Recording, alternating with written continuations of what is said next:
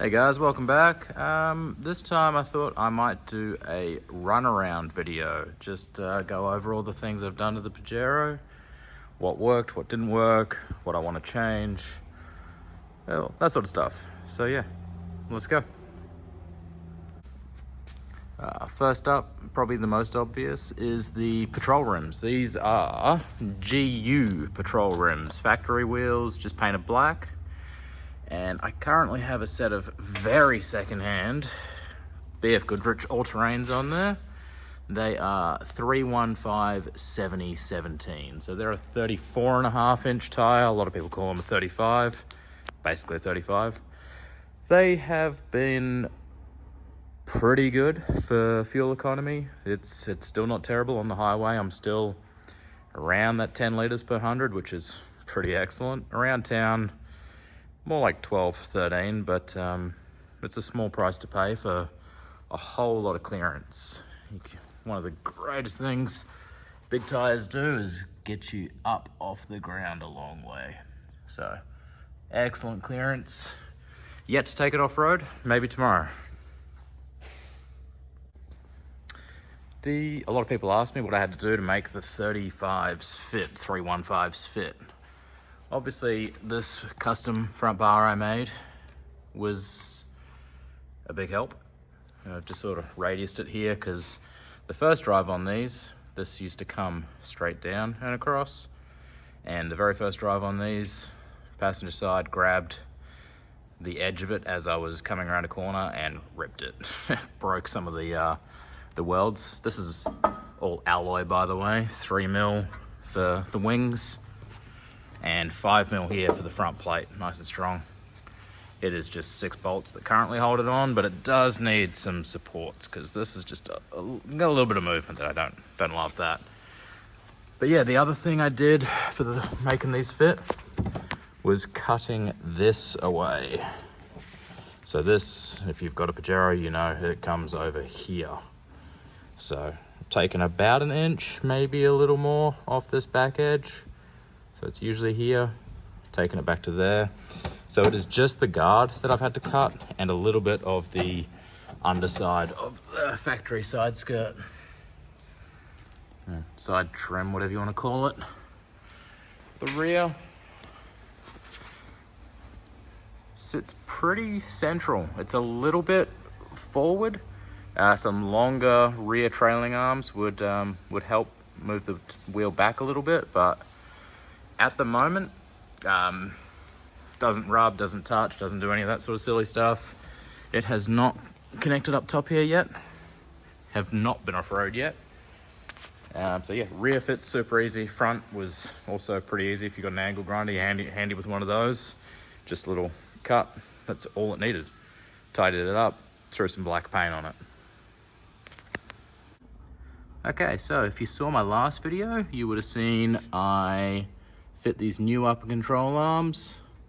The spacer I put in these, just that little shim, and with the shim on top, was apparently perfect. It got a really good wheel alignment. If you can tell, the tire is sitting very much straight up and down. Perfect. Tiniest bit of camber on it, which is great.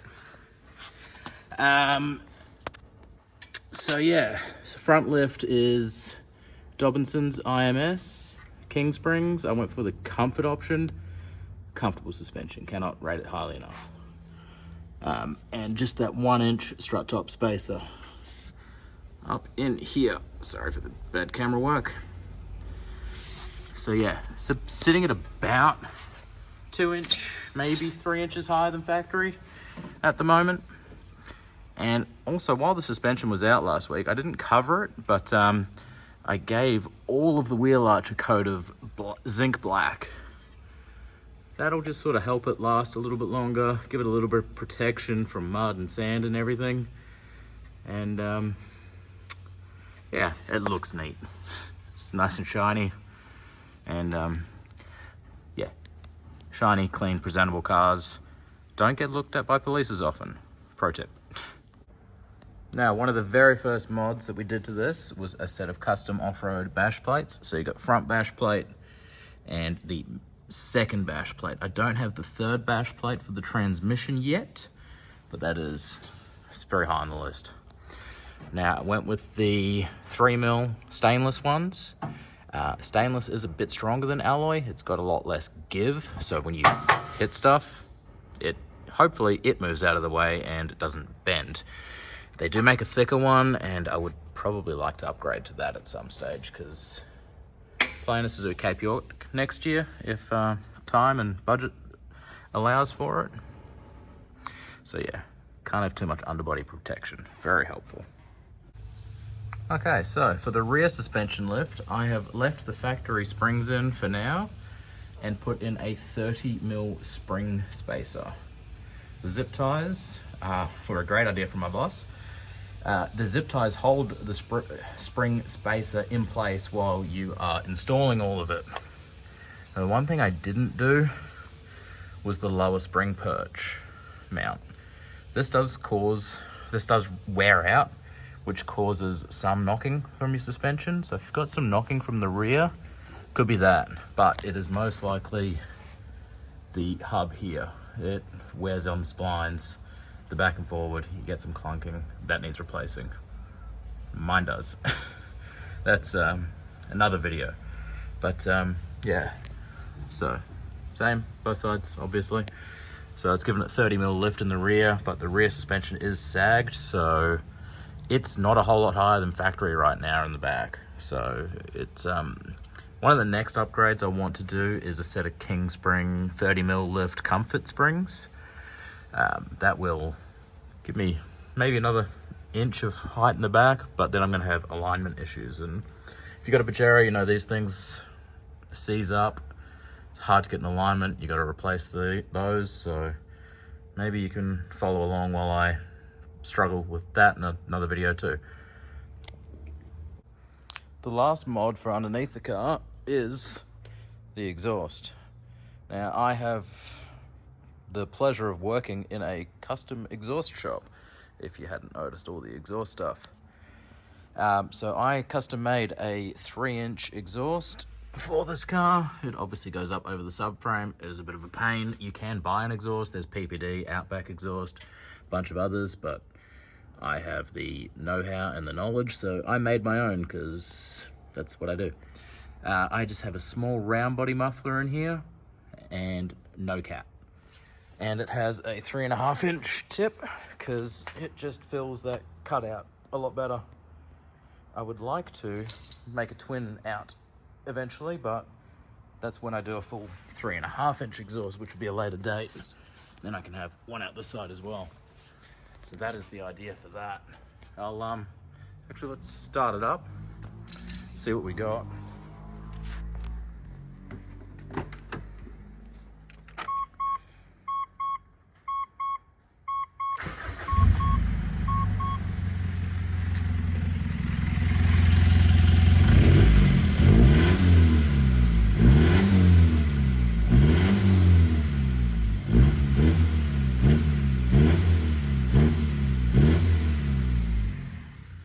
Pretty rowdy, but definitely not overboard. Okay, up front I am running a custom made by me front bar. It's all alloy, 5mm, 3mm wings, and a custom winch plate that I also made. I am running a King's winch. This is the 1,200-pound Dominator winch by King's. I have got a nice, neat little cutout in the grill for accessing the free spool. Super easy. Just got this mounted here. Managed to use most of the stuff that was already on this car to mount this because I was just feeling a little bit lazy. This is a little bit janky. That needs some tidying up. I kind of forgot about that. That is the plug for the wireless winch remote that came with the winch. Everything has been zip tied neatly, nicely out of the way. It runs up here, the battery. You have an isolator here turning the winch on and off, which is nice, neat, handy. Yeah, that's pretty much it for the winch. Haven't used it in anger yet, but time will tell. Fresh battery, just a great thing to do. One thing you'll notice is the EGR, pardon me, is missing. So I did my own EGR blanking plates. is this guy here. I won't touch it because it's very hot. So blanks off the EGR here. On the back of the EGR solenoid over there is another blanking plate, and then a bit of hose. That is all you need to block off your EGR.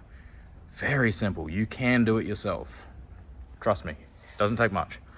I've also got the Mungie EGR delete cable. I didn't want to do the solenoid thing that other people say you can do for 10 cents. I like the idea of this one. It is designed for the car and I have not had a single issue.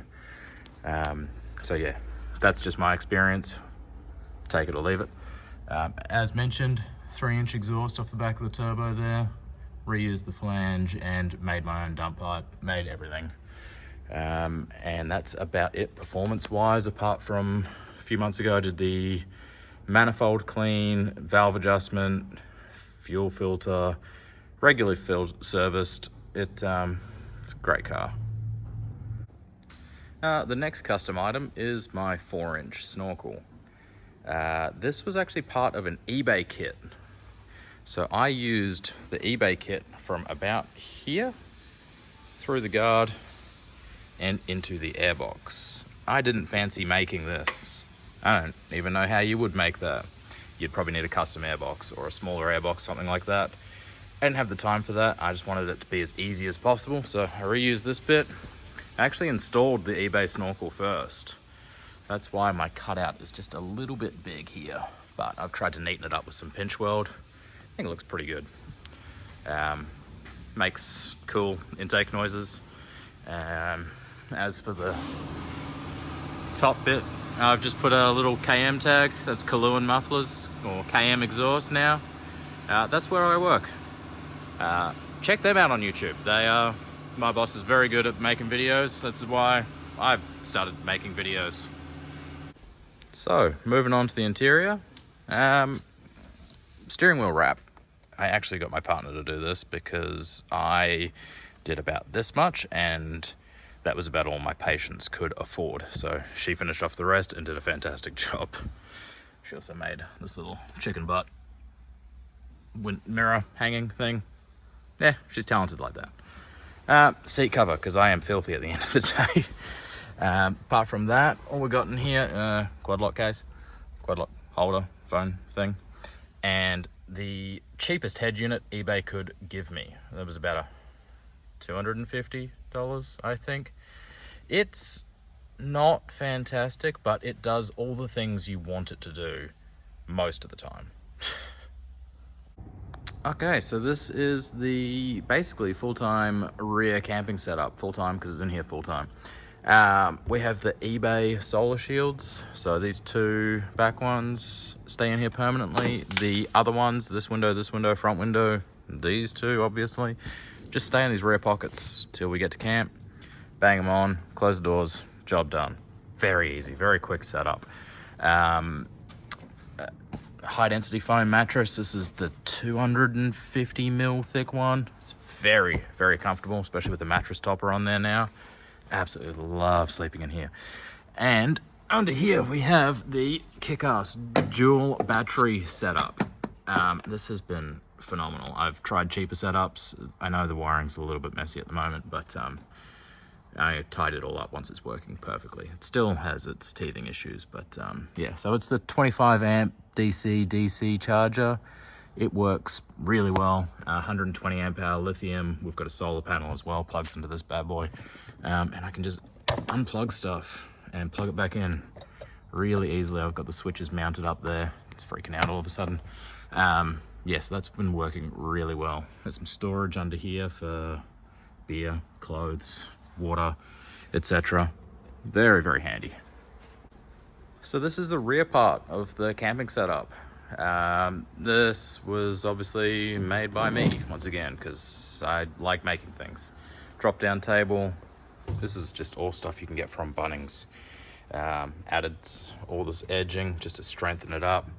It is just pop riveted straight into the plastics, and a bit of string just to stop it from going any further. Works really well, just super simple.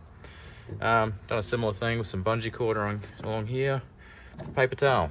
and a hair tie to stop the paper towel unraveling and blowing away all the time, because that's a pain. Some more bungee cord to hold all your other bits and pieces in here. Phone chargers, salt and pepper, dishwashing liquid, bug spray, tea for tea drinking people. Sponges washing up, we got canola oil and bug spray. That's a long story, but take bug spray camping. It's a lifesaver. Anyway, super easy. I don't have any latches to hold it in place because it just stays there. Fluked that one. In the back, some more King's gear. This is the longest drawer they have. 1200 long, I believe, with the table. So even more cooking space, because you can never have too much bench space when you are cooking. It's very, very helpful. So permanently wise, there's usually some toilet paper, some tissues, some baby wipes, biodegradable, what are these? Just antibacterial wipe things, more cooking spray because you don't want to run out. Hammock, 2 hammocks actually. Our cooking supplies, they pretty much stay in there. Stubby coolers because gotta have cold beer. Alfoil, potatoes on the fire when you're camping. Do it. And then just a single burner cooker. This is really how easy this is to set up. It is, basically, if we're on the side of the road or camping, we're ready to start cooking already. That was super, super simple. Don't have to complicate things. None of the stuff was super expensive, but and on this side, more King's gear. Their fridge, their little drawer slide fridge. This is excellent for 1-2 nights camping.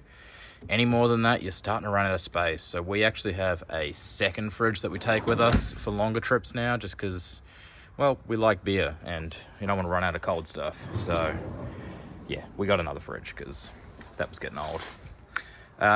In the back here, probably one of my most frequently asked ones is the fly screen. This is just a Bunnings double door mesh thing with magnets. So when you let go, it just closes.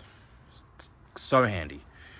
You want to pass someone a drink while they're in bed, coffee in the morning, super simple, closes automatically. It is so great. It's just pushed straight into the pinch weld. There is no tricks. You push it straight into the pinch weld and then just cut the stuff off you don't need. And then the bottom bit is just tucked straight under the bed. It is seriously that easy. It is super, super easy.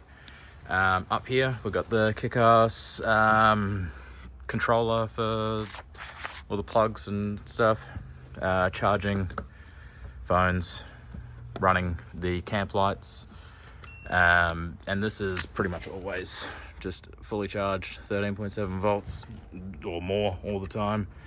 Handy, little light for nighttime. You want to do some reading at night? Great thing. So battery runs to this cable here, and then this distributes the power to one for the fridge, one for the lights. Yeah, very, very handy. There are some fairy lights in there too. They don't really look very impressive during the day, but yeah, so that's the back side of the whole camping thing. The only other thing we've got back here is the biggest crash pad bag they make, which hopefully will look less ridiculous when I've got a 35-inch spare on the back. More custom stuff though that I have made are these door trims. Obviously, much larger spare means the plastics that go on here, they're gotta go. So made this out of some, I think it was 5mm alloy, and just sort of little cutout for the handle. Yeah, this one isn't totally finished. This one is. It's got a nice little rubber strip pinch weld around the edges. Just is way, way tidier. So yeah, really happy with how that's turned out. The issue there is obviously the number plate has nowhere to go. So that for now is just screwed onto the rear bar here. That works. All right, so next up, literally up here, is a roof rack. This was a super 4x4 roof rack. and backbone system. Giant pain to fit. You do have to drop the roof lining, or most of it. Anyway, not a fun exercise, but well worth it. I've got these recovery tracks, once again, permanently mounted up here. That is just a nut and bolt. I just make sure I take the proper spanners with me when I go forward driving, camping, whatever, so I can take them off if I ever need them. Haven't needed them yet, but I'm sure the time will come. Apart from that, it used to have a solar panel up here. It was not performing how I wanted it to, so that's been swapped out with just a regular fold-out solar panel. It works 100 times better. It just works. Next thing is the King's 270 awning. I would open it up, but you've seen them before. This bit just swings the whole way out around here and then stops over there. So the whole camping, cooking area is undercover when we're out forward driving. We've had this thing up in some serious weather and it's held up amazingly well. It's the freestanding one, and I really did have not massively high hopes for it, but it has surpassed all my expectations, and I would definitely buy it again. It is bulky. I do have it mounted in and not off the edge of the awning, of the roof rack, sorry. I just think it looks neater. There's less chance of it catching on things. You don't have this big stupid awning all the way out here where it's like hanging off the side of the car. The other bonus of having it a little bit more inboard, sorry, I should have explained that better. So yeah, it's mounted sort of in line with the roof rack as opposed to off the edge of it. The other bonus is when it's fully opened, this bottom bit just sort of hangs down and it stops the rain coming, like dropping down the back of the awning and coming down and going in the car and getting all this stuff wet. All this stuff stays totally dry. So I know more people don't do that. Sure, it takes up a little bit of roof rack space, but to me, it's well worth it anyway. So that's what I did. And I really have zero complaints. All right, so that's pretty much all of it, I'm pretty sure. Future plans, there's always so many. I would like a different, better, nicer grille. Need to do something about these headlights. This bit in the middle here has gone yellow. They've gone cloudy. I can polish them up. They come up pretty good, but that middle bit and beside them is not going to come good. So maybe some new lights. You always want more lift. That's definitely on the cards, but maybe a little bit later. Some fresh tires, definitely high on the list. There are so many things I'd like to do. I'm considering going to a rooftop tent and changing the back setup to have the back seats back in because I've got kids, so sometimes that's a pain. The camping setup, not the kids at all. Putting the back seats in and doing like a upright fridge in the back maybe, instead of having to take two fridges with us, just one fridge, just easier. I would like to go down the path of doing a tune in the future. It is nearly at the stage where it would be ready for one. Maybe a front mounted intercooler. If I can fit one in there with all the winch and everything, that would be fantastic. But yeah, definitely an upgraded intercooler of some description. Do that and custom airbox, and then it would be what I would call ready for a tune. Yeah, apart from that, it's there's always a million things I'll come up with, crazy ideas, whatever. I guess that's why some people are watching. Little job on the list is replacing these rear mud flaps with something a little less, well, stock, let's be honest. Got to change just about everything because why have a boring car like everyone else? Oh, the other thing I didn't mention is the weather strips I installed a little while ago. Didn't have them before, but just handy to have. You can leave the windows cracked by this much and not get water in the car, and the car isn't so hot when you hop into it. So yeah, that's pretty much the Pajero at the moment. Yeah, if they've got any questions at all, just send me a message, ask. If you've got any comments, let me know. Anything I've missed, anything you want more detail in, let me know. And I'll either get back to you or I'll do another video or something, who knows. Apart from that, that's pretty much it. So yeah, thanks for watching again. Peace.